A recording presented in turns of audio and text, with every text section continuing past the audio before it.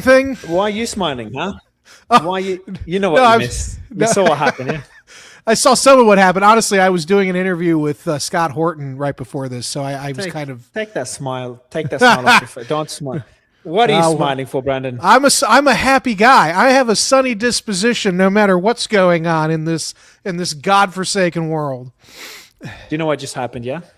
Well, I know about the ship that's burning in the strait, and I assume. I love to break news for you. Yeah, You break ready? news for me. I was on. Listen, I was Don't doing a look- don't look- pre-record with Scott. Perfect. Yeah. Perfect. I like that. All right. The US just bombed Iran. Well, I see that's the title. I didn't know if that was literal or if we were just kind of going with some sensationalism here. Not surprising. I mean, it's not. This is the worst. This is the worst ceasefire in the history of ceasefires. Let me give you the context.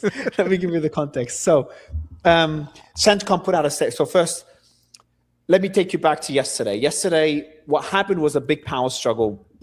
What we should have done, we didn't do a live yesterday. We should have had a discussion about it. We'll talk about it today because it's the heart of what's happening right now. Yeah. Both the Iranians and the Americans are lobbying the Omanis to join their side. The Americans convinced the Omanis to open a corridor down south of the Strait of Hormuz to allow ships through. The Omanis did. Iran put out a statement saying they're going to toll it, though. Omani is saying they're going to toll it. Yeah. Maybe. That's today. Bloomberg, maybe. I'll get to that. So they opened the corridor on the south. Iran's like, what the F are you doing? They started making threats and they were pretty aggressive in their statements. And then they attacked a ship, a Singaporean ship yesterday, which is what you know about. So that's what happened yesterday. Today, I wake up, everything's fine. Another power struggle. The Omanis walked back their statements, I think. Ships started turning away from the Omani side of the corridor. The ship that tried to go through got attacked. Yeah. Then today, more ships are trying to sneak in through the Omani side. And I got an alert on my phone. I was at the clinic. I got an alert at the phone, seek shelter, missile or drone. Yeah, I saw your post about that. That was hours ago. Yes. Exactly. Yeah. So you saw in my post, I'm like, that must be a glitch because of a drone. No, it was real. That was real. The glitch, sometimes what happened, I didn't expect the UAE to be attacked. So what I assumed was happening because they're improving relations. That the Iranians attacked a ship and then the UAE alerts, because it's happened before, thought that the UAE was being attacked because they're so close together, and the alert went off.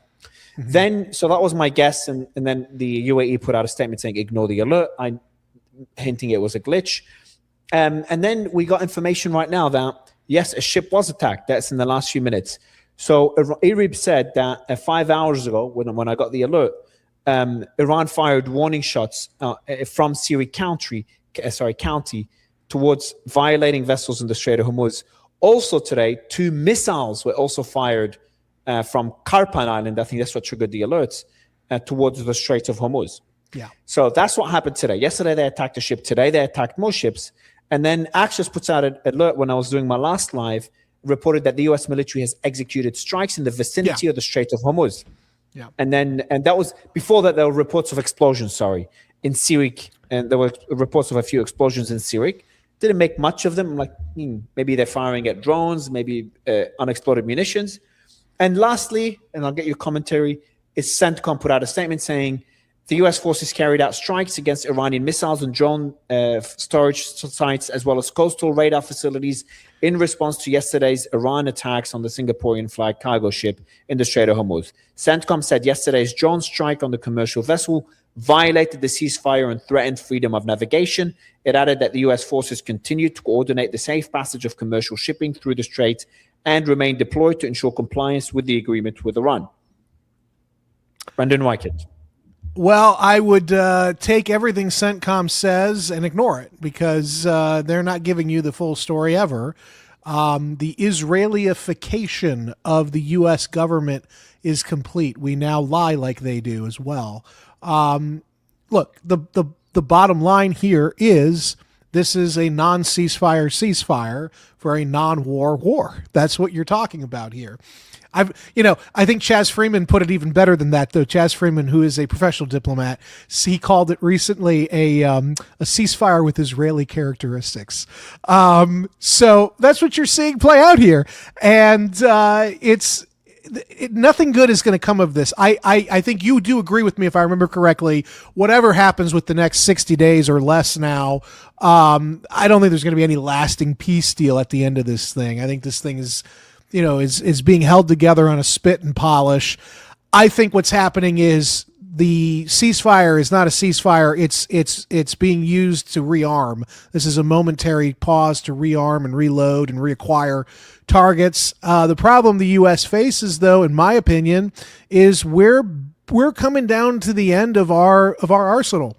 I'm actually very surprised we even wasted any ordnance doing these strikes. We are at critical levels, and it's going to take us a hell of a lot longer to replenish what we've depleted than it will for the Iranians. And this has been backed up.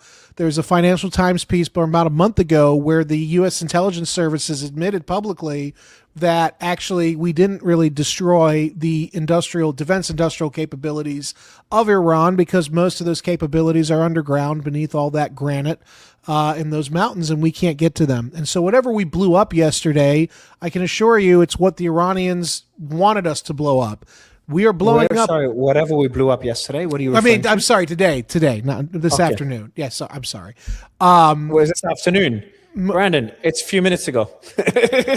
Right. My point is, whatever we blew up is not the kind of, it's not the kill shot. It's not like we're taking out their heavy arsenal here. Their arsenal's distributed. It's underground. And we can't get to it. We're blowing up what we can see. This is exactly what we did in North Vietnam, right? We blew up what we could see. Well, it turns out there was a whole lot of stuff we couldn't see by design. So, this tit for tat, we're going through the motions here, and I think we're trying to buy time to try to do something else militarily. There's not much we can do else militarily, and I think that's what the president is now realizing, is he's kind of stuck. So what do we do now? I can't imagine. I mean, the only thing we could do is maybe try to escalate, with landing troops. That'll be a nightmare. We don't really have the force structure. Or doing something even worse, or having the Israelis do something even worse. And I initially, when the war began, Mario, I thought things were moving so fast and it was getting so out of hand that the Israelis would contemplate going nuclear. But now I'm a little more skeptical. I think the Israelis know that we're checkmated, and now it's just a question of saving face. But until we have an official end of war, you're going to see all these maneuvers. Plus the Iranians have to assert their control. And with the Omani alternative route popping up, and let's face it, Strait of Hormuz, this is Iran's big ticket. And so if they let the Omanis wade in and start undermining what they're trying to do in the Strait on behalf of the United States, that actually risks the long-term plan that Iran clearly has for the Strait, which is to exact tolls. So they cannot let that fly, not without closer coordination with Oman, which there wasn't a lot of coordination between Tehran and Muscat. So